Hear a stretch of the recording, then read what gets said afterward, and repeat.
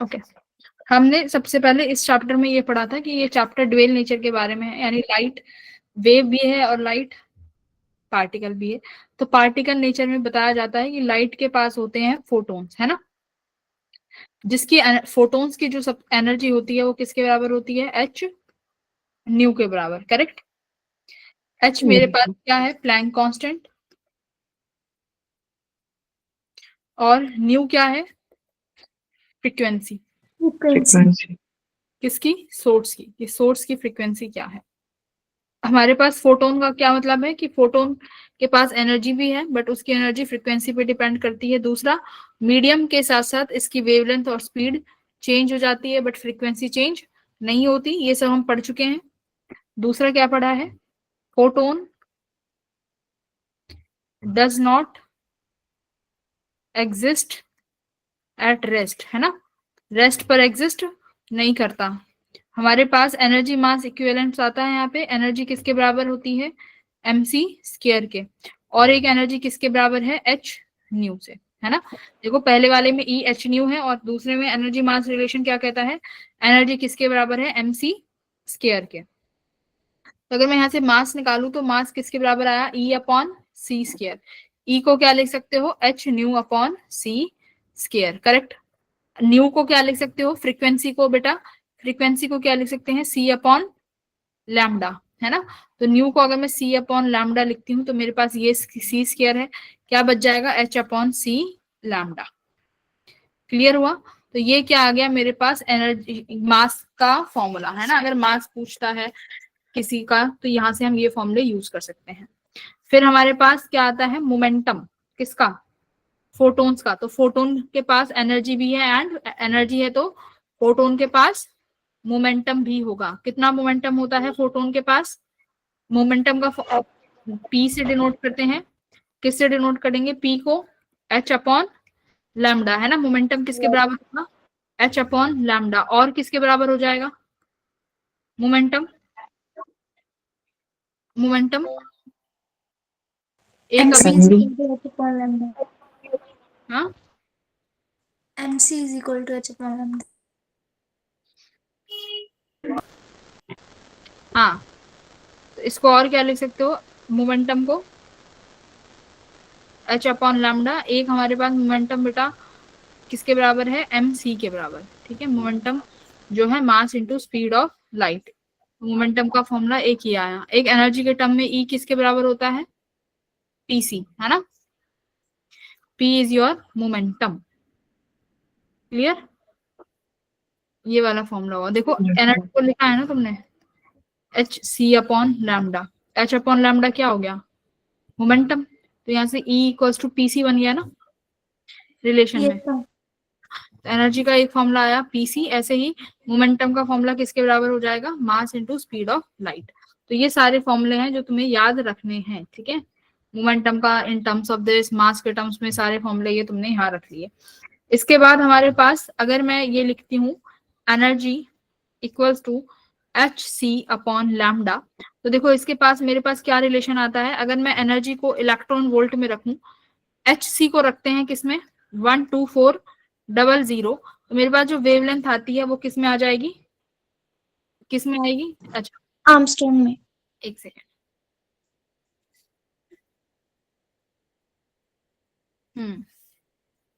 यहाँ पर ये जो मेरे पास वेवलेंथ लिखोगे लैम्डा, ये किस में लिखनी है, आर्मस्ट्रॉन्ग में लिखनी है। तो एनर्जी किस में मिल जाएगी, इलेक्ट्रॉन वोल्ट में जो है एनर्जी मिल जाएगी, ठीक है। तो 12400, एच सी की जगह क्या लिख सकते हो, 12400, वेवलेंथ को आर्मस्ट्रॉन्ग में लिखना, जो एनर्जी आएगी वो किस में आ जाएगी, इलेक्ट्रॉन वोल्ट में।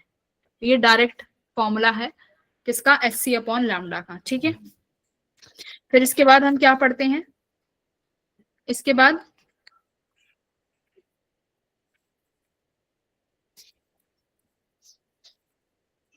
इसके बाद हमारा आता था photo electric effect. Yes, ma'am. Photo electric effect में दो तीन चीजें हैं रिवाइज करने के लिए। क्या, फोटो इलेक्ट्रिक इफेक्ट में क्या था कि हमारे पास, अगर मैं बात करती हूँ किसकी, फोटो करंट की, तो फोटो करंट किस पे डिपेंड करता है, इंटेंसिटी पे, है ना। कि इंटेंसिटी ऑफ लाइट कितनी है, राइट है ना बच्चों। फोटो करंट, फोटो में अगर मैं करंट की बात करूं तो photo current intensity of light पे। दूसरा पोटेंशियल या स्टॉपिंग पोटेंशियल, स्टॉपिंग पोटेंशियल किस पे डिपेंड करता है, स्टॉपिंग पोटेंशियल फ्रीक्वेंसी पे डिपेंड करता है बेटा। स्टॉपिंग पोटेंशियल डिपेंड करेगा किस पे, फ्रीक्वेंसी पे। और क्या लिख सकते हो, हमारे पास स्टॉपिंग पोटेंशियल का क्या फॉर्मूला है बताओ। स्टॉपिंग पोटेंशियल का एक फॉर्मूला आता है मेरे पास,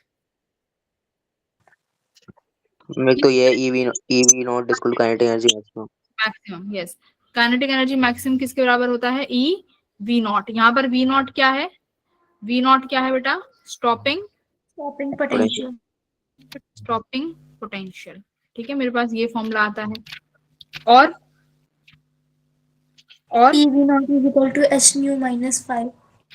अब फोटो इलेक्ट्रिक इक्वेशन क्या कहती है कि किसी भी, अगर मेरे पास इंसिडेंट फोटोन है एच न्यू, इसकी एनर्जी दो जगह कंज्यूम होगी, एक तो वर्क फंक्शन में प्लस काइनेटिक एनर्जी मैक्सिमम में, है ना। तो काइनेटिक एनर्जी अगर मैक्स को इधर लेके आऊं तो ये कितना हो जाएगा मेरा, H nu minus five naught, है ना, H nu minus five naught. Kinetic energy maximum को ईवी नॉट लिख सकते हैं, is equal to H nu minus five naught. बेटा इसको मैं अगर ई से डिवाइड कर दूं, ये क्या हो जाएगा, h upon e nu minus five naught upon e. ये इक्वेशन आई मेरे पास। अगर मैं इस इक्वेशन को यहाँ पर ड्रॉ करती हूँ, है ना, इस इक्वेशन को यहाँ ड्रॉ करते हैं कि मेरे वाई एक्सिस पे पोटेंशियल है और एक्स एक्सिस पे फ्रीक्वेंसी है, एक्स एक्सिस पे फ्रीक्वेंसी है। तो बेटा इसका जो स्लोप होगा, इस लाइन का स्लोप क्या होगा, इस लाइन का स्लोप होगा h by e। h by e, है ना। और जो ये इंटरसेप्ट आया है, ये क्या है इंटरसेप्ट, ये इंटरसेप्ट की वैल्यू क्या है बेटा, फाइव अपॉन ई। और फाइव क्या है, फाइव इज वर्क फंक्शन। ये h बाय ई क्या था, ये स्लोप है ना, ये स्लोप। तो स्लोप कितना है, h इक्वल्स h बाय ई। तो slope is same for all metals, है ना। तो स्लोप क्या हो जाएगा, same for all material, slope सबके लिए सेम रहेगा। लेकिन अगर मुझे वर्क फंक्शन देखना है तो हम क्या नोट करेंगे बेटा, वर्क फंक्शन के लिए ये वाला इंटरसेप्ट का डिस्टेंस, है ना। अगर कोई एक और होगा यहाँ पे मेटल, तो ये फॉर्मूले देखे थे हमने कुछ कुछ, और कोई फॉर्मूला याद है तुम्हें। वर्क फंक्शन किसके बराबर होता है, वर्क फंक्शन तो पता है, five equals to H nu naught, है ना। कट ऑफ फ्रीक्वेंसी एक टर्म आता है, cut off frequency. Cut off frequency क्या है, कट ऑफ फ्रीक्वेंसी क्या है, थ्रेशोल्ड फ्रीक्वेंसी को ही क्या बोलते हैं, कट ऑफ फ्रीक्वेंसी क्या है, यही थ्रेशोल्ड के बराबर है। इस फ्रीक्वेंसी पे क्या होगा, स्टॉपिंग पोटेंशियल किसके बराबर हो जाएगा, जीरो के बराबर है। ठीक है, ये वो फ्रीक्वेंसी है जहां पर स्टॉपिंग पोटेंशियल कितना है, जीरो है। क्लियर हुआ। जैसे ये पॉइंट, इस पॉइंट पे तुम्हारा स्टॉपिंग पोटेंशियल कितना है, जीरो है ना। क्यों, ये कौन सी फ्रीक्वेंसी होगी, ये वाली जो फ्रीक्वेंसी है ये न्यू नॉट होगी इस पॉइंट की फ्रीक्वेंसी, यानी ये स्टॉपिंग पोटेंशियल वाली फ्रीक्वेंसी है। या यहाँ कह भी सकते हो कि ये जो है कौन सी फ्रीक्वेंसी है, थ्रेशोल्ड, है ना, ये थ्रेशोल्ड फ्रीक्वेंसी है। क्लियर हुआ। Yes ma'am. इसके बाद आता था डी ब्रुगली वेवलेंथ। डी ब्रुगली वाला में डी ब्रुगली की कौन सी इक्वेशंस है हमारे पास, डी ब्रुगली इक्वेशंस बोलो।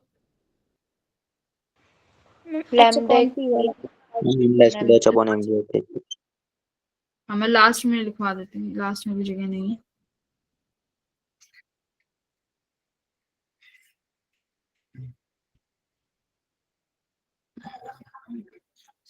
यहाँ पे लिखवा देती हूँ, यहाँ साइड में। डी ब्रुगली इक्वेशंस में भी यही आता था मेरे पास कि ई किसके बराबर हो जाएगा, किसी भी अगर मेटल के साथ, सॉरी किसी भी पार्टिकल के साथ एक वेव एसोसिएटेड होती है ना, और वो वेव किसके बराबर होती है, lambda equals to H upon P के बराबर ही होती है। पी को क्या लिख सकते हो, मोमेंटम यानी मास इनटू वेलोसिटी। इसको मास इनटू वेलोसिटी यानी इसको कई बार हम क्या लिख सकते हैं, मोमेंटम को 2m ऑफ काइनेटिक एनर्जी, है ना। और काइनेटिक एनर्जी को और क्या लिख सकते हो, 2m e v, है ना। v इज योर पोटेंशियल, है ना, इस तरीके से लिखा जा सकता है। तो यही क्या है, डी ब्रुगली वेवलेंथ। तो जितना ज्यादा बड़ा पार्टिकल होगा उसका जो वेव एसोसिएटेड होगा वो उतना ही स्मॉल होगा। क्लियर। तो हम यहाँ से क्या क्या लिखते थे, वेवलेंथ लैम्डा लिखते थे किसकी बेटा, इलेक्ट्रॉन की। इलेक्ट्रॉन का कितना आता था 12.2, मैंने यहाँ पे लिखवाए थे 12.27 आर्मस्ट्रॉन्ग अपॉन रूट वी, है ना, v इज योर पोटेंशियल। ये डायरेक्ट फॉर्मूला था। अगर मुझे इलेक्ट्रॉन की वेवलेंथ निकालनी है तो हम ये फॉर्मूला लगा सकते हैं, मास और इलेक्ट्रॉनिक और h की वैल्यू रखने के बाद। फिर उसके बाद किसका लगाते थे, ड्यूट्रॉन प्रोटॉन, याद है, h की वैल्यू, ये इलेक्ट्रॉन है तो इलेक्ट्रॉन का मास, इलेक्ट्रॉन का चार्ज रख दो, h की वैल्यू रख दो, बस पोटेंशियल के टर्म में आंसर आ जाएगा ये रो। सिमिलरली किसका, प्रोटॉन का भी लिखवाया था कितना 0.286 upon root V angstrom. Deuteron का लिखवाया था, ये याद होने चाहिए, 0.02 आर्मस्ट्रॉन्ग अपॉन रूट वी। फिर मैंने लिखवाया था लैम्डा किसका, अल्फा का, क्या 0.101 upon root V alpha angstrom, है ना, ये आर्मस्ट्रॉन्ग हो गया। इसके बाद मैंने तुम्हें रेडिएशन प्रेशर वाला कॉन्सेप्ट कराया था,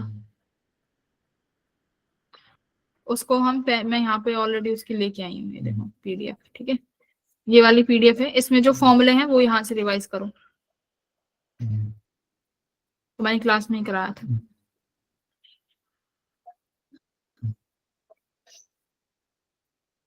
रेडिएशन प्रेशर, जिसमें हमने कुछ पावर, इंटेंसिटी, है ना, ऐसे फॉर्मूले पढ़े थे। तो पावर एक क्या कहता है, अगर मेरे पास एक फोटोन की एनर्जी एच न्यू है और मेरे को एक सोर्स की टोटल एनर्जी बतानी है, तो बेटा सोर्स में से तो n नंबर ऑफ फोटोन्स निकल रहे होंगे, तो total energy N H nu हो जाएगी। और पावर किसके बराबर हो जाएगा, number of photons multiply by energy of one photon. तो मेरे पास पावर का फॉर्मूला क्या निकल के आता है, number of photons multiply by energy of one photon.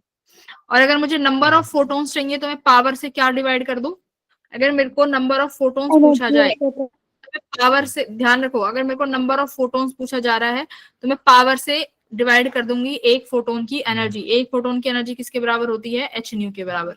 ये फॉर्मूला लिखो, नंबर ऑफ फोटोन्स का formula power divided by energy of one photon. उसके बाद आता है इंटेंसिटी का फॉर्मूला। इंटेंसिटी का फॉर्मूला क्या है बेटा, पावर अपॉन एरिया। इंटेंसिटी का फॉर्मूला है पावर अपॉन एरिया। दूसरा फॉर्मूला है energy per unit time per unit area. Simple सा formula, energy per unit time per unit area. Energy per unit time क्या हो जाता है, energy per unit time is power. तो intensity का formula क्या आया, पावर अपॉन एरिया, ये याद रखना है, ठीक है। इंटेंसिटी का फॉर्मूला पावर अपॉन एरिया। उसके बाद आता है फोटोन फ्लक्स। फोटोन फ्लक्स का फॉर्मूला क्या है, इंटेंसिटी से क्या डिवाइड कर दूं, एक फोटोन की एनर्जी। पहले जब नंबर ऑफ फोटोन निकाला था तो नंबर ऑफ फोटोन में पावर से एनर्जी का एक एनर्जी डिवाइड करी थी। फोटोन फ्लक्स में इंटेंसिटी से डिवाइड करेंगे energy of one photon. Photon flux का मतलब क्या है, नंबर ऑफ फोटोन्स कितने इंसिडेंट करेंगे पर unit area per unit second, ये फोटोन फ्लक्स का मतलब है। उसके बाद हमने क्या निकाला था कि बेटा अगर मेरे पास सिर्फ और सिर्फ एब्जॉर्प्शन हो रही है, ध्यान से देखो, मेरे पास कोई सरफेस है उस पे नंबर ऑफ फोटोन्स इंसिडेंट हो रहे हैं बट सारे के सारे एब्जॉर्ब हो जाएंगे, एक भी रिफ्लेक्ट नहीं हो रहा, सारे के सारे एब्जॉर्ब हो गए। इस केस में मेरे पास प्रेशर कितना लगता था, देखो यहाँ पे आई अपॉन, प्रेशर का फॉर्मूला क्या है, आई अपॉन सी, ठीक है। और फोर्स का फॉर्मूला क्या है, आई ए अपॉन सी, आई ए अपॉन सी, ठीक है। उसके बाद क्या था, अगर मेरे पास रिफ्लेक्शन हो रहा है तो रिफ्लेक्शन मतलब 2 टाइम्स हो जाएगा, तो रिफ्लेक्शन में बेटा फोर्स 2IA बाई सी और पावर और ये प्रेशर 2I बाई सी। और जब अगर एब्जॉर्प्शन हो रहा है, सिर्फ एब्जॉर्प्शन के केस में कितना होता था, IA अपॉन सी। ये फॉर्मूला याद रखना है, ठीक है। सिंपल जनरल फॉर्मूला क्या बनेगा, टोटल फोर्स का IA upon C 1 plus R. तो जो भी रिफ्लेक्शन कॉफिशिएंट है वहां पर रख दो। अगर टोटल रिफ्लेक्शन हो रही है तो आर की वैल्यू 1 हो जाएगी, IA बाई सी। रिफ्लेक्शन 0 तो टोटल फोर्स IA अपॉन सी, ठीक है। तो फॉर्मूला तुम्हें जो याद रखना है, यहाँ पे लिखवा देती हूँ, जो फॉर्मूला याद रखना है वो क्या है, फोर्स का फॉर्मूला क्या है, IA upon C 1 plus R, है ना। अगर रिफ्लेक्शन 0 है तो क्या हो जाएगा फोर्स, IA अपॉन सी। वन है, अगर रिफ्लेक्शन 1 है यानी R 0 है तो एब्जॉर्प्शन 1 हो रहा होगा, R 1 है तो F किसके बराबर हो जाएगा, 2IA अपॉन सी, सॉरी 2IA अपॉन सी। तो हमें जो जनरल फॉर्मूला याद रखना था यहाँ से, वो फॉर्मूला क्या है, ये वाला, तुम ये याद रख लो, ठीक है। IA upon C 1 plus R, clear हुआ। R 0 है या 1 है वो तो तुम्हें बता ही दे कि प्रॉपरली एब्जॉर्ब, R का मतलब है कि जितनी भी फोटोन्स आ रहे हैं उस सरफेस पे सारे के सारे क्या हो गए, सारे के सारे रिफ्लेक्ट हो गए। नहीं नहीं, अगर R 1 है तो if R is 1 that mean सारे के सारे रिफ्लेक्ट हो गए, R 0 है तो मतलब सारे के सारे एब्जॉर्ब हो गए, है ना। तो दो चीजें होती है, एब्जॉर्प्शन और रिफ्लेक्शन, याद है ये चीजें। फिर आता था ऑब्लिक इंसिडेंस। ऑब्लिक इंसिडेंस में भी दो केस होंगे। ऑब्लिक इंसिडेंस में क्या होगा, अगर मान लो मेरे पास R क्या है, 1 है, यानी सारा का सारा रिफ्लेक्ट हो रहा है, तो इस केस में मेरे पास देखो कोफिशिएंट R इक्वल्स टू 1 है तो ये 2I/c ही रहेगा। लेकिन यहाँ पर जो इसके साथ एक क्वांटिटी और ऐड हो जाएगी, वो हो जाएगी कॉस स्क्वायर थीटा, ठीक है। ऐसे ही परपेंडिकुलर में भी अगर मुझे फोर्स की बात करनी है तो यहाँ पर एक क्वांटिटी और ऐड हो गई, कॉस स्क्वायर थीटा, ठीक है। तो ये होगा यहाँ पे, बस बाकी की सारी चीजें सेम, ठीक है।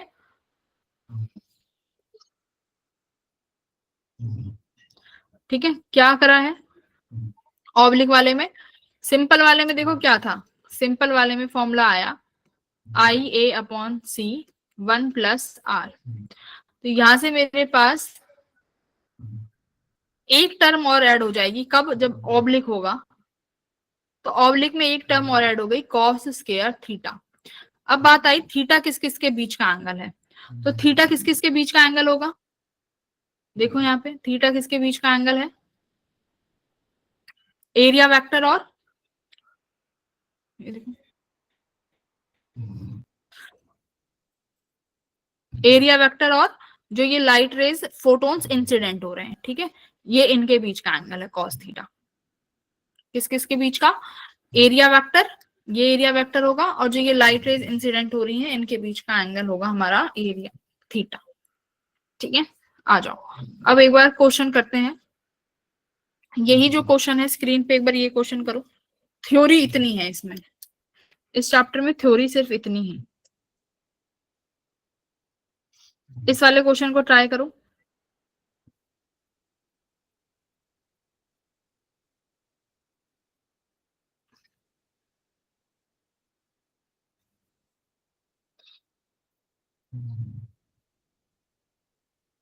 क्या हो जाएगा, इलेक्ट्रॉन प्रोटॉन अल्फा के पास एनर्जी सेम है, डी ब्रुगली वेवलेंथ किसकी ज्यादा होगी, तो डी ब्रुगली वेवलेंथ क्या है भाई, अभी तो पढ़ा है, lambda equals to H upon MV. अब इसने क्या बोला है कि हमारे पास सेम क्या है, एनर्जीज सेम है, तो भाई एमवी को क्या लिखना जानते हैं हम एनर्जी के टर्म में, 2m √2 है ना, E मतलब काइनेटिक एनर्जी। इसने बोला H सेम है, H तो कांस्टेंट है, सेम ही रहेगा, इसने बोला एनर्जी सेम है, तो इसका मतलब सीधे सीधे मेरी लैम्डा किस पे डिपेंड कर गया भाई, डायरेक्टली 1/√m, 2 कांस्टेंट, E भी कांस्टेंट, H भी कांस्टेंट। अब पूछा किसका है, देखो प्रोटॉन इलेक्ट्रॉन और अल्फा, तो अब मास पे डिपेंड कर गया ना, lambda is inversely proportional to √m, जिसका मास सबसे ज्यादा उसकी वेवलेंथ सबसे कम, तो बताओ अल्फा सबसे हैवी, अल्फा सबसे हैवी है तो अल्फा की वेवलेंथ सबसे कम होगी। कम, इलेक्ट्रॉन सबसे हल्का है तो इलेक्ट्रॉन का सबसे ज्यादा होगा, तो इलेक्ट्रॉन का सबसे ज्यादा, फिर प्रोटॉन का, और फिर लास्ट में अल्फा। तो ऑप्शन नंबर, ये देखो 2024 का क्वेश्चन है, बिना सॉल्व करे आंसर आ गया है ना। ये वाला करो,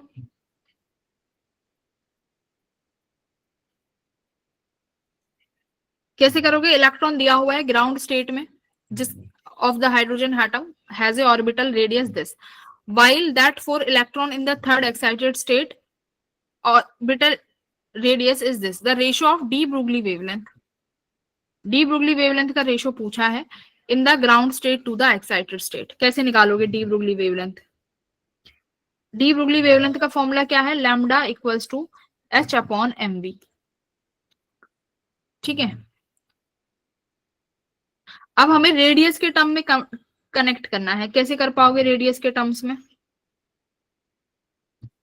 देखो, हमारे पास बोहर एटम का सेकंड पोस्टुलेट क्या कहता था, linear momentum, sorry angular momentum किसके बराबर होना चाहिए, NH अपॉन 2 पाई के, है ना। तो angular momentum MVR NH upon 2 पाई, यही होना चाहिए। एटम में जाओ, बोहर का सेकंड पोस्टुलेट कि अगर हमारा और हमारे जो भी इलेक्ट्रॉन्स हैं वो उसी ऑर्बिट में रिवॉल्व करेंगे जिनका एंगुलर मोमेंटम किसके बराबर होगा, integral multiple of H upon 2 पाई के बराबर होगा। तो यहाँ से मैं मास इनटू वेलोसिटी यानी मोमेंटम किसके बराबर निकाल सकती हूँ, NH अपॉन 2 पाई R के बराबर। mv आ गया ये वाली वैल्यू, इसको अब यहाँ पर रख दो वेवलेंथ में, H अपॉन क्या, NH अपॉन 2 पाई R ऊपर चला जाएगा, H से H कैंसिल, वेवलेंथ किस पर डिपेंड कर गई, 2 पाई कांस्टेंट है, R अपॉन N पर।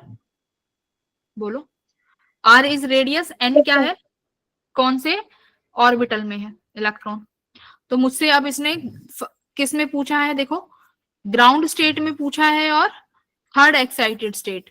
तो मान लेते हैं ground state lambda ground upon lambda excited. तो बेटा ऊपर रेडियस पहले लिखोगे, देखो आर क्या है, डायरेक्टली प्रोपोर्शनल, तो R ground upon R excited multiply by inversely है तो ऊपर किसका एन जाएगा, एक्साइटेड का, और अपॉन किसका आया, ग्राउंड का। हो गया, मेरे को रेडियस गिवन है दोनों की, बोलो यस क्या मैम। मुझे रेडियस गिवन है एक्साइटेड की और ग्राउंड की, गिवन है। क्या मुझे मेरे पास ग्राउंड में नंबर क्या होगा, ग्राउंड में एन की वैल्यू क्या हो जाएगी, 1। 1 थर्ड एक्साइटेड स्टेट के लिए एन कितना हो जाएगा, थर्ड एक्साइटेड 4 स्टेट 4, करेक्ट। तो ये 4 एन की वैल्यू 4, एन की वैल्यू 4 और ग्राउंड पे इसकी वैल्यू 1। तो मुझे गिवन है ना चीजें, 1 सेकंड में आंसर आ जाएगा कि नहीं आ जाएगा। Yes ma'am. तो ये चीजें कन्वर्ट करनी, ये बहुत इंपॉर्टेंट क्वेश्चन था कि वेवलेंथ को रेडियस से कैसे जोड़ा जाएगा, डी ब्रोगली वेवलेंथ को रेडियस से कैसे जोड़ा जाएगा, ये 2025 का सवाल है। ठीक है, तो अब हमें याद रखनी है ये चीजें कि हम एटम को कैसे किससे कनेक्ट कर सकते हैं। ओके, ये वाला एक बार ट्राई करो, इसमें हम कौन सा कॉन्सेप्ट लगाएंगे। देखो एक लाइट सोर्स है जिसका वेवलेंथ कितना है, लैम्डा, और उसको हम एक मेटल सरफेस पर इल्यूमिनेट करते हैं और जब इलेक्ट्रॉन निकलते हैं तो काइनेटिक एनर्जी जो उनकी है मैक्सिमम वो 2 इलेक्ट्रॉन वोल्ट है। ठीक है, अगर मैं उस लाइट सोर्स को आधा कर देती हूँ उसकी वेवलेंथ को, अब वो पूछ रहा है कि मैक्सिमम काइनेटिक एनर्जी कितनी होगी अगर वर्क फंक्शन 1 इलेक्ट्रॉन वोल्ट है। तो इसको बिना, इसको सॉल्व करो, ज्यादा समय नहीं है इस क्वेश्चन में, बहुत फटाक से हो जाएगा। तो काइनेटिक एनर्जी मैक्स क्या लिखोगे, पहली इक्वेशन बनाओगे, यहां से काइनेटिक एनर्जी मैक्सिमम किसके बराबर हो जाएगी, H nu minus phi, correct. तो मैक्सिमम काइनेटिक एनर्जी कितनी है बेटा, 2 इलेक्ट्रॉन वोल्ट, एच न्यू को ऐसे लिख लो, वर्क फंक्शन कितना दे रखा है 1 इलेक्ट्रॉन वोल्ट। तो मेरे पास एच न्यू कितना आ गया बेटा, एच न्यू कितना आया यहाँ से 3 इलेक्ट्रॉन वोल्ट के बराबर। अब यहाँ पे वेवलेंथ के टर्म्स में है तो न्यू को एच सी अपॉन लैम्डा लिख लो which is equal to 3 electron volt. ये आया इक्वेशन 1। सेकंड क्या कह रहा है, अगर मैं इसको हाफ कर देता हूं, किसको, लैम्डा को, अगर लैम्डा को हाफ कर दिया जाता है तो मेरे पास मैक्सिमम काइनेटिक एनर्जी कितनी होगी बताओ। तो फोटोन एनर्जी क्या हो जाएगी, पहली बात अगर एच सी अपॉन लैम्डा को आधा कर दिया, लैम्डा बाई 2, तो मेरे पास ये कितनी आ जाएगी फोटोन की एनर्जी, नहीं एच सी बाय फोटोन, तो 2 ऊपर चला जाएगा ना, 2 H C upon lambda, H C upon lambda 3 के बराबर है। तो यानी मेरे पास फोटोन की एनर्जी कितनी हो गई 6 इलेक्ट्रॉन वोल्ट, है ना। जो पहले 3 इलेक्ट्रॉन वोल्ट थी, देखो एच सी अपॉन लैम्डा ये किसकी एनर्जी है, जब फोटोन इंसिडेंट हो रहा है। तो जब लैम्डा इंसिडेंट हो रही थी तो उस फोटोन के पास एनर्जी थी 3 इलेक्ट्रॉन वोल्ट। अगर लैम्डा बाय 2 इंसिडेंट होगी तो फोटोन की एनर्जी कितनी आ गई, एनर्जी ऑफ फोटोन इसके सेकंड केस में 6 इलेक्ट्रॉन वोल्ट। तो अब ये काइनेटिक एनर्जी मैक्स निकालोगे, energy of photon H nu minus work function. H new कितना है 6, वर्क फंक्शन कितना है 1, तो मैक्सिमम काइनेटिक एनर्जी कितनी हो गई 5 इलेक्ट्रॉन वोल्ट। बताओ। यस देखो मैम।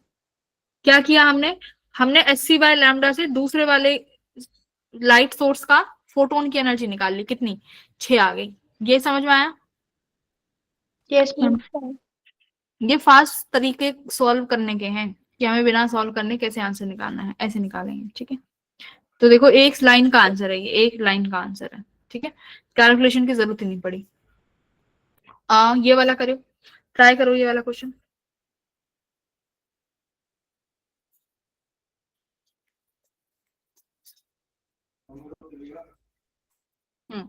ट्राई करो इसे।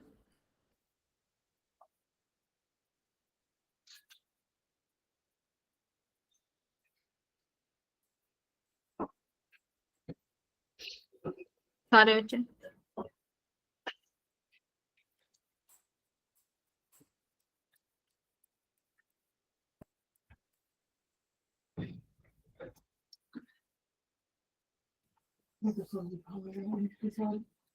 In a photoelectric effect, an EM wave is incident on a metal surface and electrons are ejected.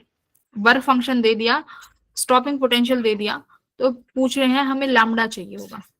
Lambda कैसे निकाला जाए? Ma'am E U naught is equal to H C by lambda minus 5। देखो work function given है और stopping potential given है, तो क्या मैं काइनेटिक एनर्जी, वो इंसिडेंट जो लाइट है उसका एनर्जी निकाल सकते हैं H new?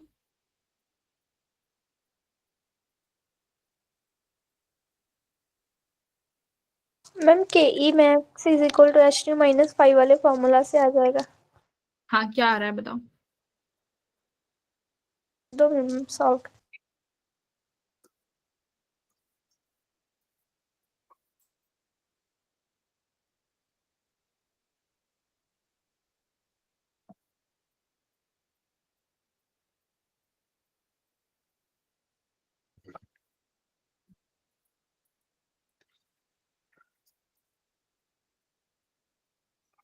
Stopping potential 2 volt दे रखा है, तो 2 इलेक्ट्रॉन वोल्ट ये हो गया।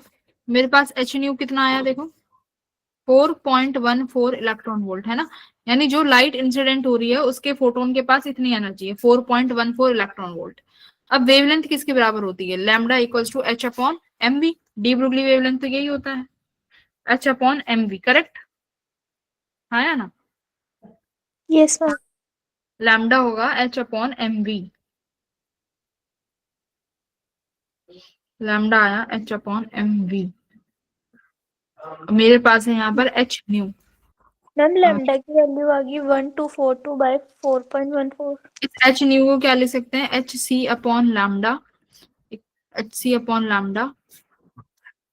ठीक है, किसके बराबर है 4.14 इलेक्ट्रॉन वोल्ट। एच सी को क्या लिख सकते हो, एच सी को अभी बताया था 1242 मैम 1242। 1240। देखो ये नैनोमीटर में है, नैनोमीटर में दिया हुआ है ना, तो नैनोमीटर में तो 1240 अपॉन लैम्डा किस में आएगा, अब नैनोमीटर में आएगा, और ये किसके बराबर है 4.14 इलेक्ट्रॉन वोल्ट में। और मैंने क्या बोला था, एनर्जी इलेक्ट्रॉन वोल्ट में ही होनी चाहिए, तो इलेक्ट्रॉन वोल्ट में कोई गड़बड़ नहीं है, इनको क्या कर दो cross multiply, 4.14 electron volt lambda nanometre equals to 1240। तो लैम्डा नैनोमीटर कब आएगा, जब 1240 को क्या करोगे 4.14 से डिवाइड करोगे। क्लियर हुआ? मैम 1242 है। हम्म, ठीक है 1242 दिया हुआ है, दो बना लो फिर, इसको डिवाइड कर दो 4.14 से, इसको इलेक्ट्रॉन वोल्ट में ही रहने देना, कुछ चेंज नहीं करना, 4.41 से डिवाइड कर दो बस। ये इलेक्ट्रॉन वोल्ट चेंज मत करना कि इलेक्ट्रॉन को चेंज करेंगे 1.6, नहीं कुछ नहीं करना, ये एज इट इज रहेगा, बस इसको अब डिवाइड करना है। ठीक है, मैम 300 आ गया लैम्डा की वैल्यू। 300 आ गई, लैम्डा कितना आ गया 300। ठीक है, हाँ बोलो किसी को कोई डाउट है? आकाश क्या कर रहा है, अंजलि आकाश, मैम आ अंजलि, गई थी। सुहानी क्या कर रही हो? मैम आ गई थी।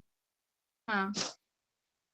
हर्षित Yes, ma'am. आया? Yes, ma'am. हर्षित तुम्हें समझ में आ रही हैं चीजें बेटा? Yes, ma'am. आपने 11th पढ़ी है हर्षित वैसे?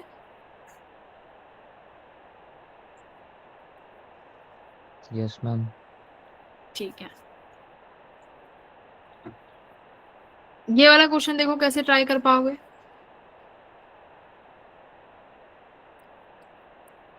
यहाँ पर देखो क्या कह रहा है क्वेश्चन में, हमारे पास एक इलेक्ट्रॉन है जिसका मास, बाकी के बच्चों को समझ में आ रहा है? फास्ट तो नहीं जा रहे अपन? No ma'am. बाकी के बच्चों से पूछ रहे हैं बेटा, अगर तुम्हें लगे कि थोड़ा फास्ट जा रहे हैं, पलक, आदर्श, नहीं आदर्श, मैम। आदर्श इस बैच में हो तुम? आदर्श, आदर्श कल तो आप किसी और बैच में थे शायद, पता नहीं क्या हुआ।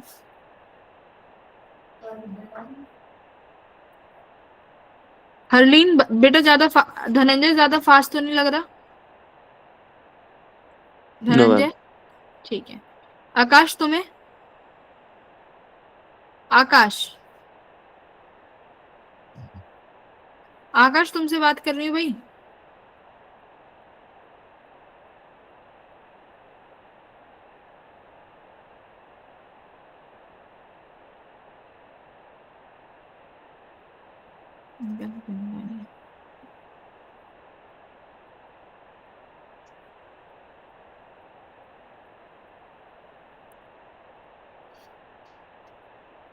दीप्ति आपको समझ आ रही हैं चीजें?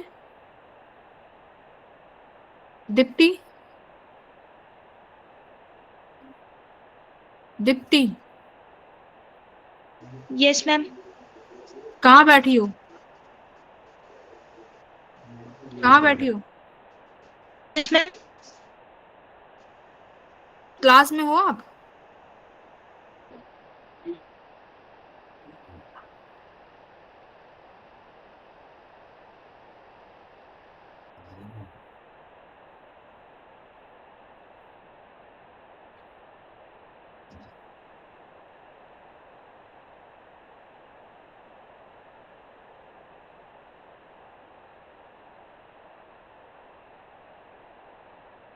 ठीक है आ जाओ। संध्या तुम हो क्लास में? Yes ma'am.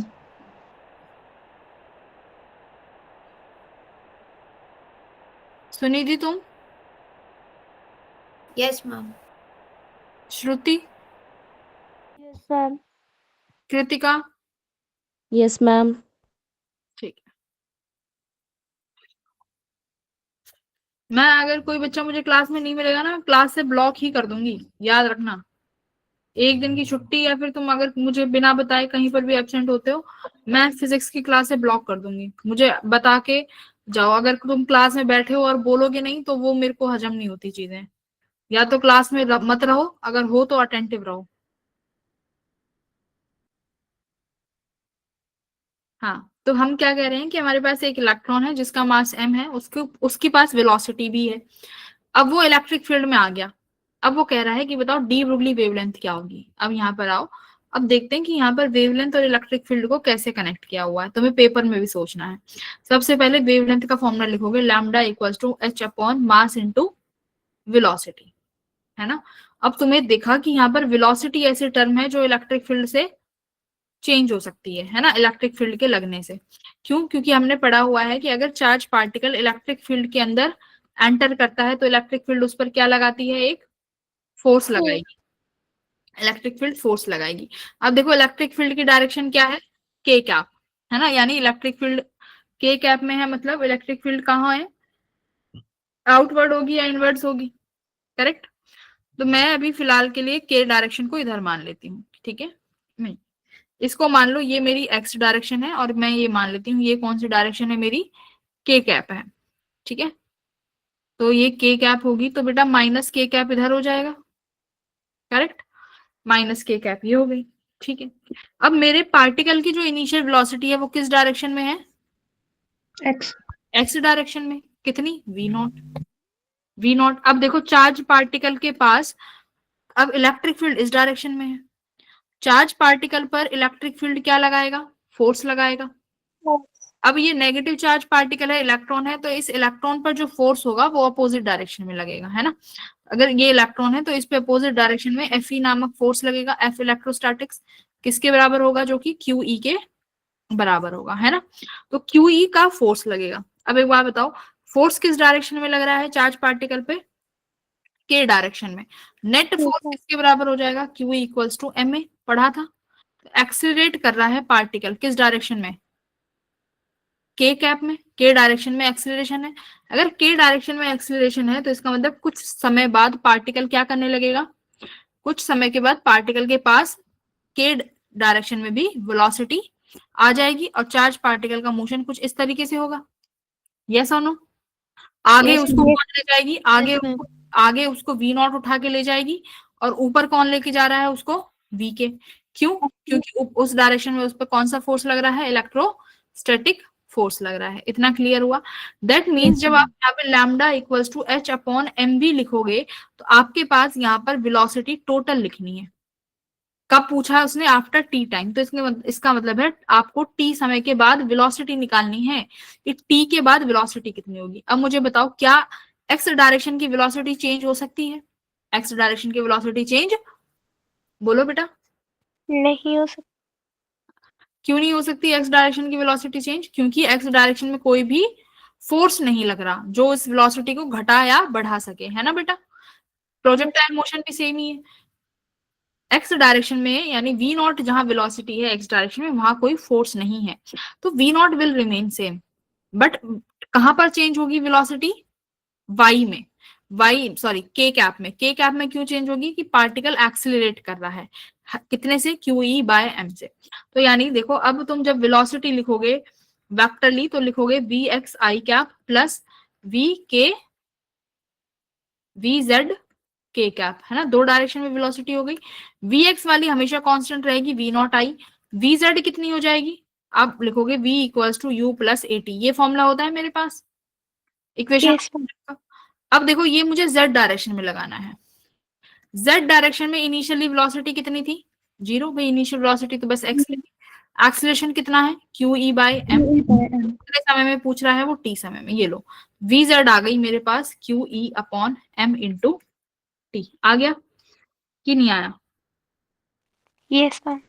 Yes, ma'am. QE bye M into T। तो बस अब क्या लिखना है? अब यहाँ पर हमें मोमेंटम लिखना है, lambda equals to H upon MV।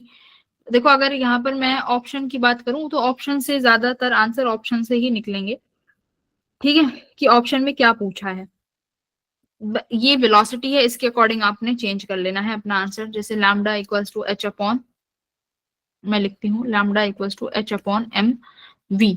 तो बेटा इस वेलोसिटी का, अगर ये तो मेरा वेक्टर आया है, अगर मैग्नीट्यूड लूंगी तो मैग्नीट्यूड कितना हो जाएगा? V not square plus Q मतलब E M capital E upon M into T, यही होगा।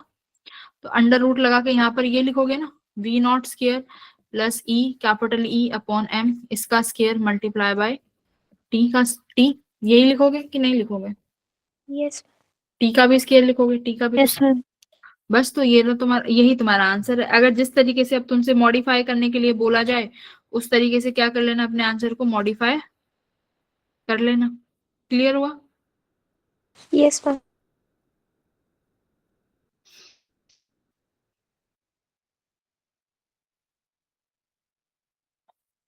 अब इसने इनिशियली डी ब्रुगली, देखो इसने आंसर लैम्डा नॉट के टर्म्स में पूछा है। अब इनिशियली डी ब्रुगली वेवलेंथ कितनी दी हुई है? Lambda naught. तो इनिशियली लैम्डा नॉट किसके बराबर होगा? H upon M V not. क्यों? क्योंकि इनिशियली मेरे पास Z डायरेक्शन में वेलोसिटी 0 थी। Zero. Initially H upon MV not है, तो इसका मतलब ये MV नॉट को बाहर निकलवाना चाह रहा है, तभी ये लैम्डा नॉट के टर्म्स में आएगा। देखो ये H है, M अब पहले से ही बाहर है, V नॉट स्क्वायर को बाहर ले लो तो बाहर किस में आएगा? V नॉट के टर्म्स में ही आएगा। V नॉट बाहर आ गया, यहाँ बचा 1 plus E square capital E square T square upon M square upon में क्या आ जाएगा बेटा, अगर वी नॉट तुमने सबसे बाहर लिया है तो यहाँ पर वी नॉट V0 स्क्वायर आ जाएगा। ये H upon M V naught क्या बन जाएगा, लैम्डा नॉट। यही तुम्हारा आंसर है। बोलो, डिफिकल्ट था कोई? कुछ डिफिकल्ट नहीं था ना, बस ये वेलोसिटी निकालनी थी। ये वेक्टर में और ये इसका ये रहा प्रोडक्ट, मतलब मैग्नीट्यूड। मैग्नीट्यूड में क्या किया, एक्स और जेड दोनों को ऐड कर दिया। बताओ ये कोई डिफिकल्ट क्वेश्चन था? ये 2025 का सवाल है। ये मल्टी कॉन्सेप्ट क्वेश्चन बनते हैं। बोलो, ये सवाल समझ में आया? Yes ma'am. Yes, ma'am. Yes ma'am. Velocity निकाली है किसमें, एक्स में और जेड में। तो यही टोटल वेलोसिटी बनेगी कुछ समय बाद जाके। कुछ समय बाद दो डायरेक्शन में वेलोसिटी हो जाएंगी, एक्स और जेड में। एक्स की चेंज नहीं हो सकती क्योंकि वहां कोई फोर्स नहीं है, जेड में फोर्स है तो वहां की वेलोसिटी कीप चेंजिंग। तो इसीलिए जेड की वेलोसिटी कितनी आई है, देखो Q E by M T. Time पे डिपेंडेंट है क्योंकि टाइम के साथ वेलोसिटी चेंज हो रही है। ठीक है, ओके। ये वाला क्वेश्चन करिए, number of turns, number of photons.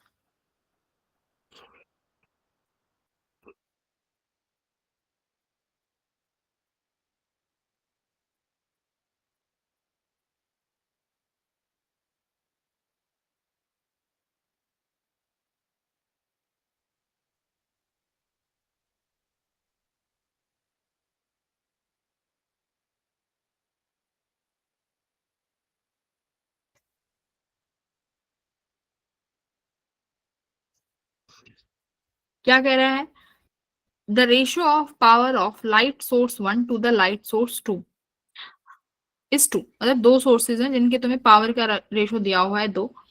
Source 1 जो है इतने फोटोन्स इमिट कर रहा है पर सेकेंड एट 600 नैनोमीटर्स, ये वेवलेंथ है। If the wavelength of the source, second की सोर्स है 300 नैनोमीटर। नंबर ऑफ फोटोन्स की बात हो रही है। तो देखो अभी नंबर ऑफ फोटोन्स का फॉर्मूला पड़ा है क्या अभी? Power of energy upon one photon. हाँ, power upon energy of one photon. Power क्या होती है, पावर क्या होती है कि N into h नहीं. पावर का फॉर्मूला यही तो था अभी। अरे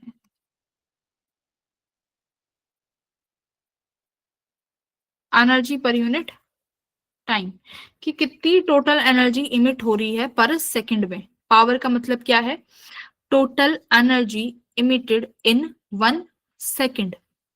तो बेटा खुद बताओ, अगर मेरे पास सोर्स 1 इतनी इतने नंबर ऑफ फोटोन्स पर सेकंड में रिलीज कर रहा है, देखो ये नंबर ऑफ फोटोन्स है ना एक सेकंड में, इतने नंबर ऑफ फोटोन्स एक सेकंड में रिलीज कर रहा है, तो पावर कैसे निकालूंगी?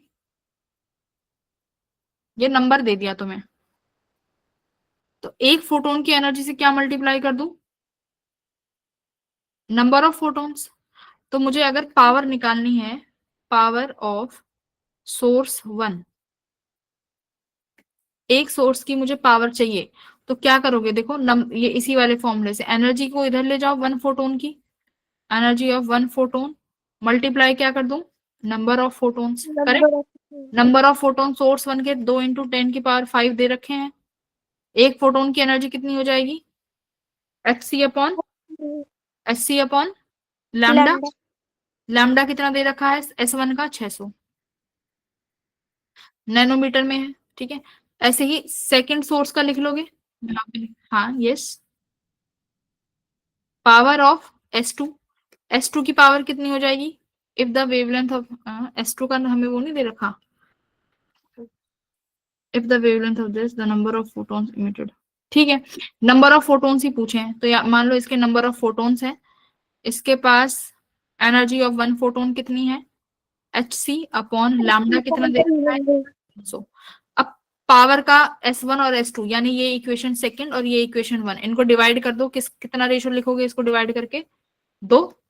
भाई S1 अपॉन S2 2 दे रखा है ना ratio of power. Yes ma'am. हाँ, तो बस एक ही वेरिएबल है n जो तुम्हें निकालना है, S1 बाय S2 कर दो, ये जो इक्वेशन 1 है और ये इक्वेशन 2 इनको डिवाइड कर दो, कर लोगे आराम से। मैम 5 आ गया. 5 आ गया ना, वेरी गुड, Yes ma'am. बहुत अच्छे, वेरी गुड अमनदीप, बहुत बढ़िया। तो सीधा सीधा फॉर्मूला लगा है, नंबर ऑफ फोटोन का फॉर्मूला पावर के टर्म्स में क्या है, power upon energy of one photon. तो हमें पावर का रेशो दिया हुआ है, तो मतलब पावर निकालो, पावर क्या हो जाएगी, energy of one photon hc upon lambda multiply by number of photon which is given. Clear हुआ? किसको ये सवाल समझ आया, किसको नहीं आया? आ गया मैम। हाँ बोलो, किसको नहीं आया? हैंड रेज कौन कर रहा है? मैम आ गया। कोई हैंड रेज कर रहा है ना, आई डोंट नो कौन है, बेटा बता दो। मैम सुहानी। मैंने किया था मैम, इसलिए किया था कि आ गया। अच्छा, पलक तुम्हें आया? दीप्ति? मैम आ गया समझ। यस मैम आ गया। मैम आ गया।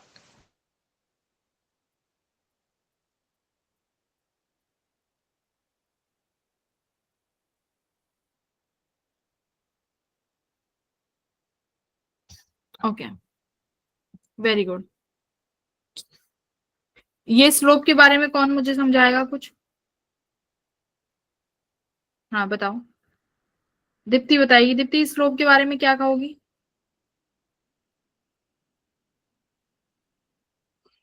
ये मेरा किसका स्लोप है, काइनेटिक एनर्जी और फ्रीक्वेंसी का। फ्रीक्वेंसी। तो काइनेटिक एनर्जी और फ्रीक्वेंसी, मुझे इसका स्लोप बताओ किसके बराबर होगा, और मुझे इसका इंटरसेप्ट बताओ किसके बराबर होगा, फटाफट।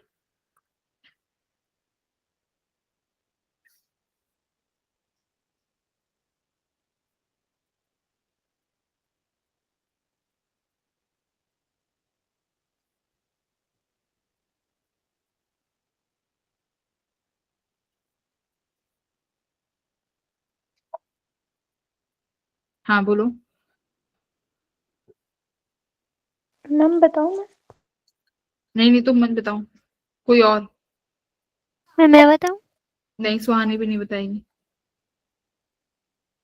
हर्षित बताएगा, हर्षित बताओ। Harshit, Harshit, yes ma'am. इस ग्राफ का स्लोप बताओ बेटा। Ma'am Planck's constant. Very good, है ना? क्या था, kinetic energy equals to H nu minus five. तो काइनेटिक एनर्जी और फ्रीक्वेंसी, है ना, तो y equals to m x plus c. साफ साफ पता चल रहा है इसका स्लोप क्या है, ओनली प्लैंक कांस्टेंट। तो स्लोप कितना है इसका, h। इंटरसेप्ट क्या हो जाएगा बेटा इसका? हाँ, इंटरसेप्ट किसके बराबर हो जाएगा इसका? 5। फाई के बराबर, है ना। फाई क्या है, वर्क फंक्शन। तो इसका इंटरसेप्ट तुम्हें सीधा क्या दे देगा, वर्क फंक्शन दे देगा, है ना जी। बहुत अच्छे बच्चों। Yes ma'am. मैम हाँ, क्वेश्चन नंबर ये वाला क्वेश्चन करो, उसके बाद मैं तुम्हें अभी शीट में से क्वेश्चन प्रैक्टिस कराती हूँ। We have 20 minutes left. इस क्वेश्चन का आंसर करेंगे सारे बच्चे।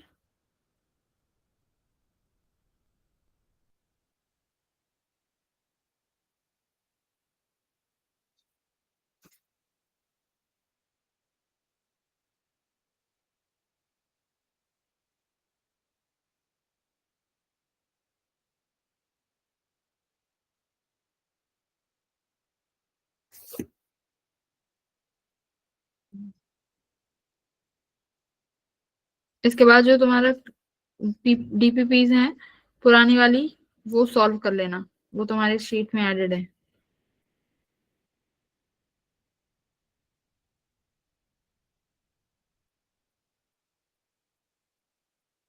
क्या बनेगा फॉर्मूला? कर लोगे, सेम पोटेंशियल से एक्सलरेट हुआ है ना।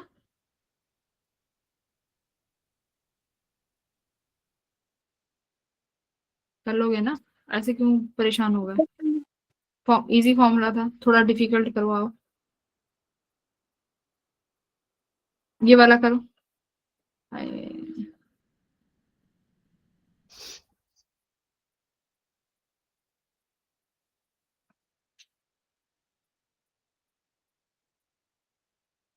संध्या कैसे करोगी इस क्वेश्चन को?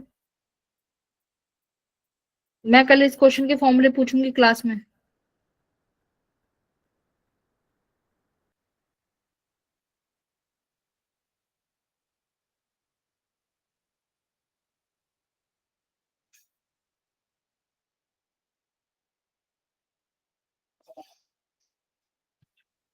इनिशियली रेस्ट पे था, absorbs a light energy of power, इतनी पावर की एनर्जी को एब्जॉर्ब कर लेता है for this duration, assuming the speed of light is this, the momentum of the object became equal to, तो मोमेंटम किसके बराबर हो जाएगा? तो यानी मोमेंटम को पावर के टर्म्स में जोड़ना है, सारा काम ये है ना। तो मोमेंटम को पावर के टर्म्स में, तुमने lambda equals to H upon P पढ़ा हुआ है, एच अपॉन एम वी पढ़ा हुआ है। अब ये पावर की टर्म में है, कैसे कनेक्ट करेंगे? और टाइम भी है, यानी यहाँ टाइम भी है, यानी एनर्जी और टाइम दोनों चीज है। तो पावर किसके बराबर होती है? Energy per unit time, yes ma'am. Energy per unit time. और मोमेंटम अभी एनर्जी के टर्म्स में क्या पढ़ा था?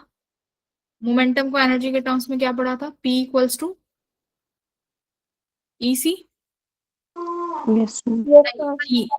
E equals to PC। PC. तो यानी मोमेंटम यहां से आएगा P equals to E by C से, correct? P equals to E by C से आएगा। अब पावर है तो एनर्जी निकाल सकते हैं, यस कैसे? मैम। टाइम भी है तो एनर्जी किसके बराबर हो जाएगी? Power multiply time upon C। Power 20 millivolt है तो 10 टू द पावर -3। समय कितना दिया हुआ है? 300 nanosecond, 10 to the power -9। Speed of light 3 into 10 to the power 8। Question easy आते हैं बट उस टाइमिंग पे सोचना पड़ेगा कि क्या लगाना है फॉर्मूला।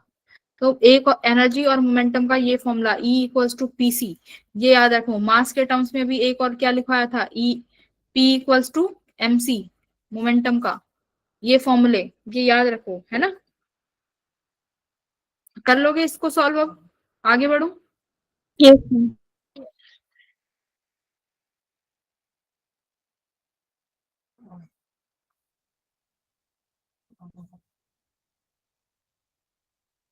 ये वाला करो।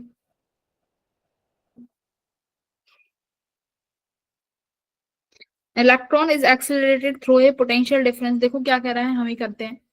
इसमें कह रहा है कि एक इलेक्ट्रॉन जो है एक्सेलरेट किया गया है through a potential difference V1, de Broglie wavelength lambda है। अब कह रहा है पोटेंशियल को अगर V2 से चेंज करते हैं तो डी ब्रुगली वेवलेंथ 50% बढ़ जाती है।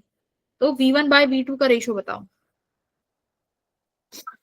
50% इंक्रीज हो गई, मतलब कितने से कितनी हो गई होगी वो? Lambda equals to H upon M V होता है, और ये मास इंटू वेलोसिटी है।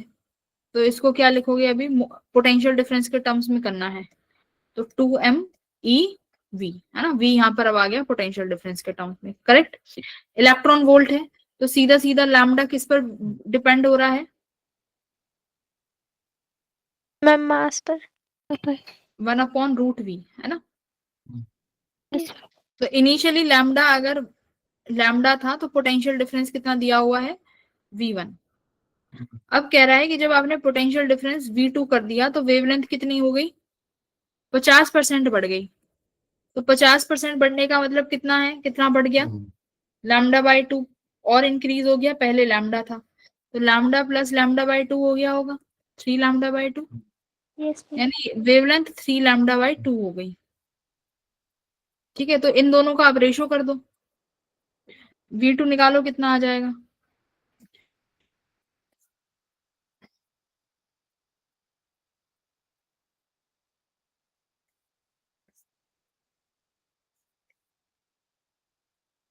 स्केयर कर दो,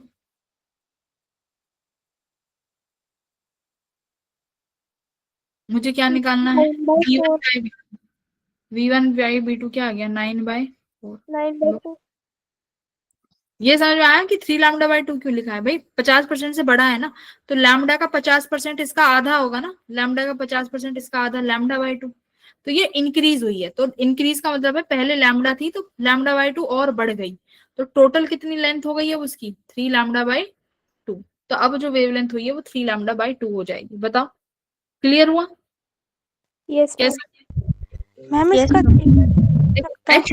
एच और मास तो चेंज नहीं हुआ ना, इलेक्ट्रॉन भी चेंज नहीं हुआ, तो बस lambda inversely proportional to 1/√v कर दो। क्या कह रही हो? हम इसका 3/2 भी तो हो सकता है कट करके। 9/4 है ना, तो 9 और 4 को कैसे काटोगी?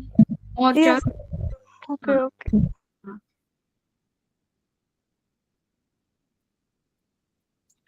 ये वाला करो 39।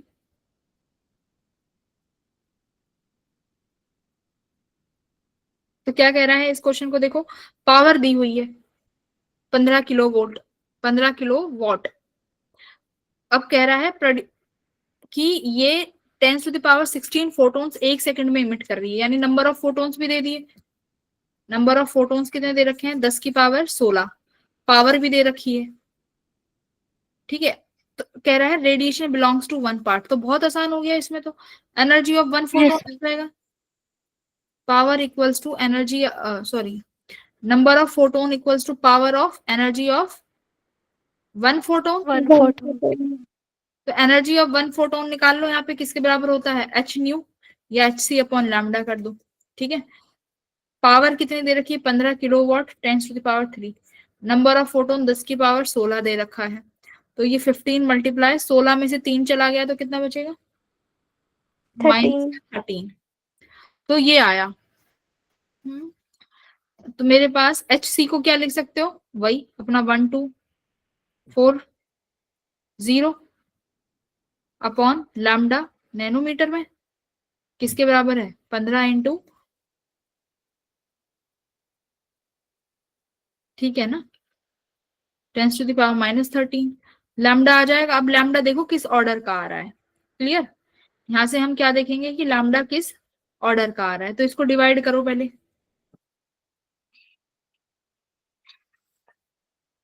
H C upon lambda,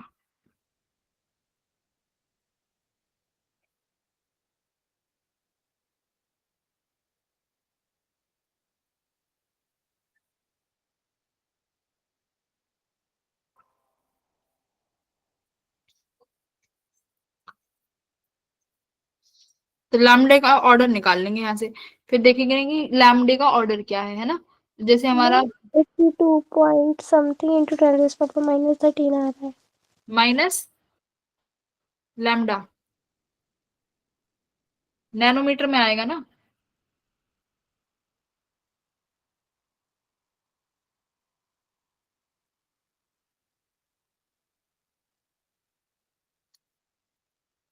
one two four zero divided by 15, ये ऊपर 10⁻13 ऊपर चला जाएगा। 1240 को 15 से डिवाइड कर दो, मैम 82 point something आ रहा है. 82.2. तो मेरे पास वेवलेंथ आई देखो 82 मल्टीप्लाई 10⁻13। तो ये वेवलेंथ तो बहुत बड़ी है ना, Yes ma'am. वेवलेंथ बहुत हाई वेवलेंथ आ रही है।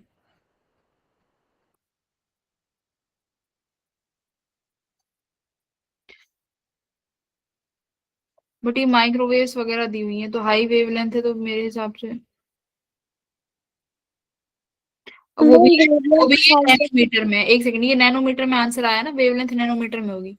तो इसको क्या ले सकती हूँ मैं? 82 मल्टीप्लाई 10⁻13, नैनोमीटर में 10 की पावर -9 हो जाएगा। तो लैम्डा कितना आया? ये 82 मल्टीप्लाई बाय, फिर मीटर्स में हो जाएगा ये। नैनोमीटर में 10 की पावर 13 तो बहुत बड़ी वैल्यू आ रही है।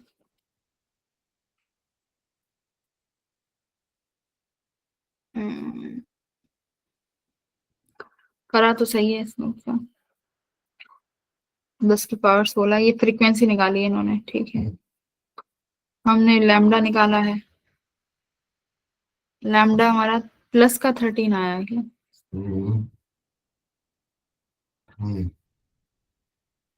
एक बार इसकी फ्रीक्वेंसी देख लेना है ना, किस किस रेंज में जा रही है, तो ये उस रेंज में कैलकुलेट कर लेना है ना। फॉर्मूला तो यही रहेगा, कुछ अलग से लगा नहीं है। एक बार इसका, हम इसीलिए हमें पता, इसीलिए क्या कहते हैं कि ऑर्डर पता होना चाहिए कि किस रेंज में गामा लाई करेगा, किस रेंज में रेडियो वेव लाई करेगा, ठीक है। इन्होंने गामा दिया हुआ है, गामा मतलब गामा की फ्रीक्वेंसी मैक्सिमम होती है। यानी इन्होंने फ्रीक्वेंसी निकाला होगा, फ्रीक्वेंसी 10⁻21 ऑर्डर में आया है, ठीक है। तो फ्रीक्वेंसी निकाल लेना लैम्डा की जगह, ये एच न्यू रख देना बस, यहाँ पे। ओके, चलो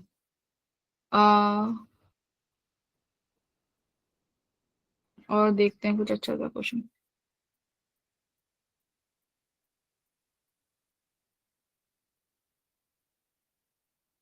ये तो भी कर लोगे, ये वाला भी कर लोगे,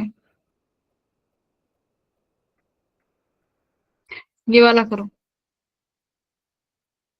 करो ये वाला क्वेश्चन,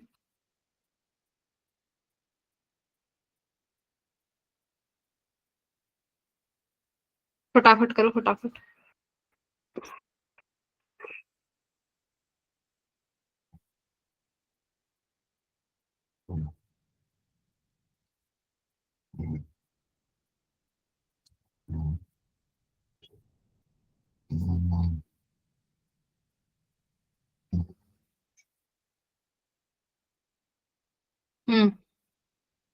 क्या आया?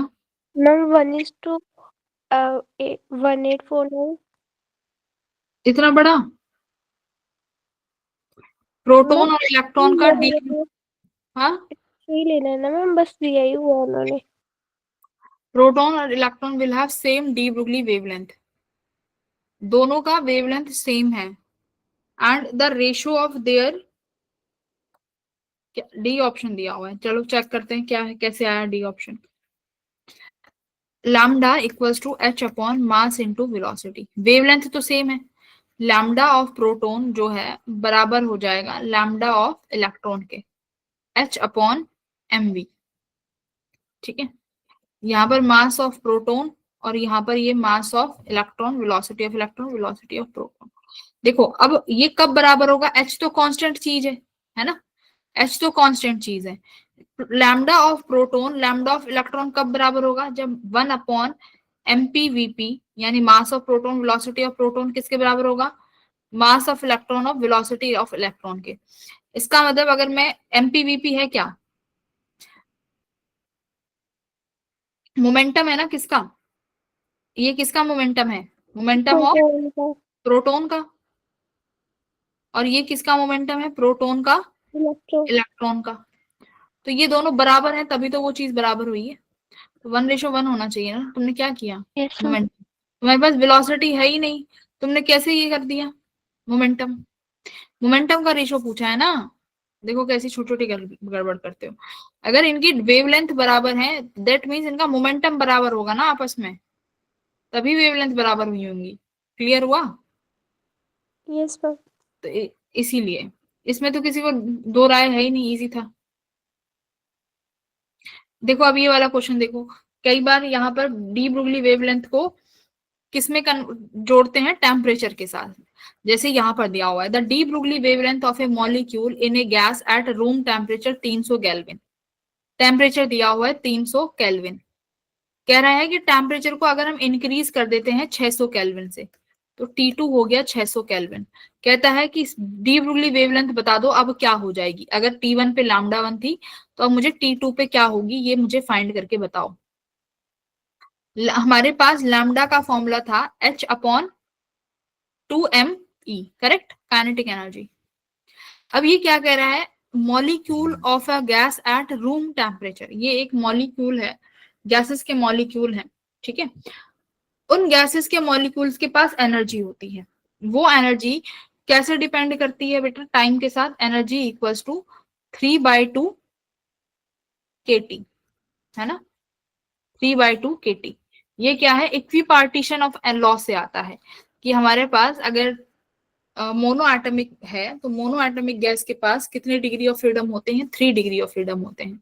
अभी ये वाला चैप्टर भी तो मैं तुम्हें कराऊंगी क्योंकि ये इंपॉर्टेंट चैप्टर है, केटीजी। तो एनर्जी किससे रिलेट होगी, 3/2 kT से।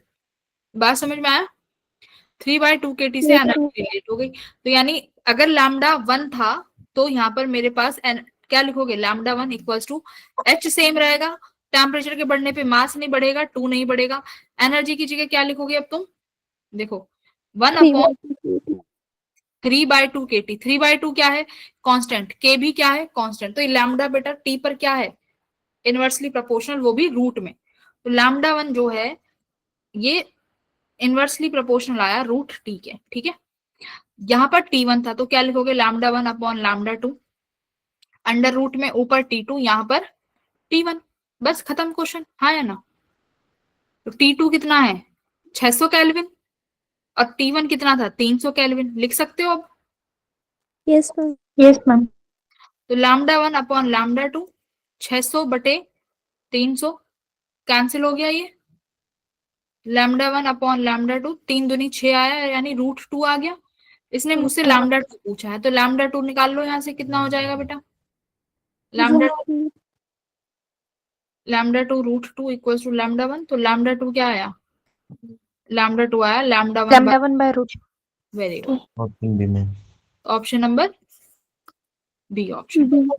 तो ये तुम्हें याद रखना है कि λ1 और टाइम में इनवर्सली का √t का रिलेशन है, क्योंकि एनर्जी का फॉर्मूला क्या है 3/2 kT। ये मैं तुम्हें भी ये रटवा दूंगी अभी kTg जब पढ़ेंगे तब, ठीक है ना। 3/2 kT should be your answer. इसमें मुझे लगता है किसी को दिक्कत नहीं होगी ना बेटा, सुहानी तुमने शायद पूछा भी था ये, तो ये 3/2 हमने फॉर्मूला पूछा। अब जब कांस्टेंट वैल्यू हो ना उन्हें उड़ा दिया करो, तुम्हें साफ साफ दिख रहा है h कांस्टेंट है, मास कांस्टेंट है, k कांस्टेंट है, तो यानी लैम्डा सीधा टाइम टेम्परेचर पे कैसे रिलेट करेगा, इनवर्सली रिलेट करेगा। तो मेरे को रेशो लेने हैं इस तरीके से, क्लियर हुआ। फिर देखो Yes, यहाँ पे इन वाले क्वेश्चंस में देखो क्या करेंगे। यहाँ पर इन्होंने पूछा है, ध्यान से देखो ये क्वेश्चन, इन्होंने यहाँ पर तुमसे वर्क फंक्शन पूछ लिया है कि work function of the surface बताओ।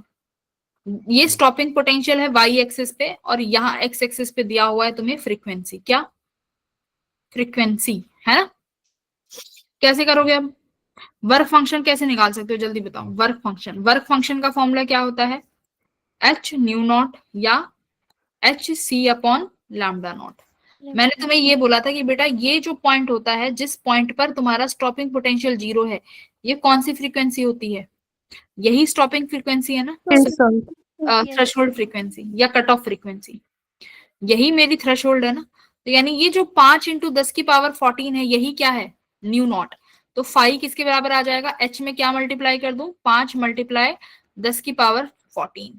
तो इस ग्राफ से इस पॉइंट से मुझे क्या मिलता है, थ्रेशोल्ड फ्रीक्वेंसी, ये याद रखना, मिल गया ना। तो h मल्टीप्लाई कर सकते हैं, आंसर आ जाएगा। Yes ma'am. बस इन्होंने यहाँ पे वर्क फंक्शन में h मल्टीप्लाई कर रखा है और ये हमने फाई कहाँ से निकाला है, ये न्यू नॉट ग्राफ से निकाला है, क्लियर हुआ। और यही हमारा वर्क फंक्शन है, बट याद रखना ये जूल में आएगा।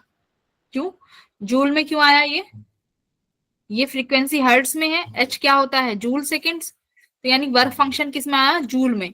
आंसर इलेक्ट्रॉन वोल्ट में है, तो जूल से इलेक्ट्रॉन वोल्ट कन्वर्ट कर लोगे। Yes ma'am. 1 जूल में कितने इलेक्ट्रॉन वोल्ट होते हैं,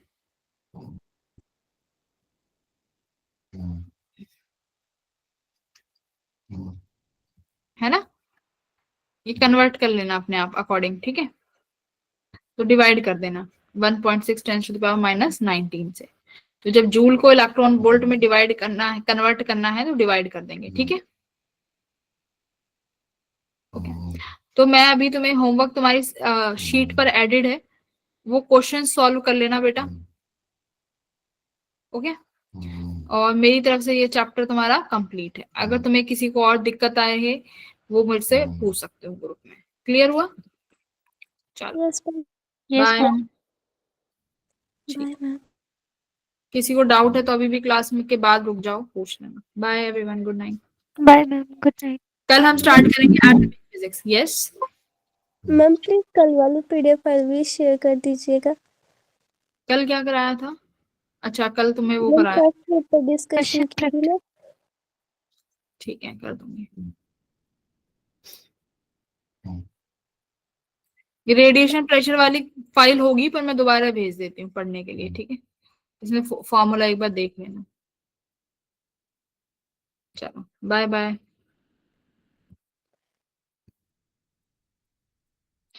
कल एटम पढ़ेंगे तो एटम थोड़ा देख के आना।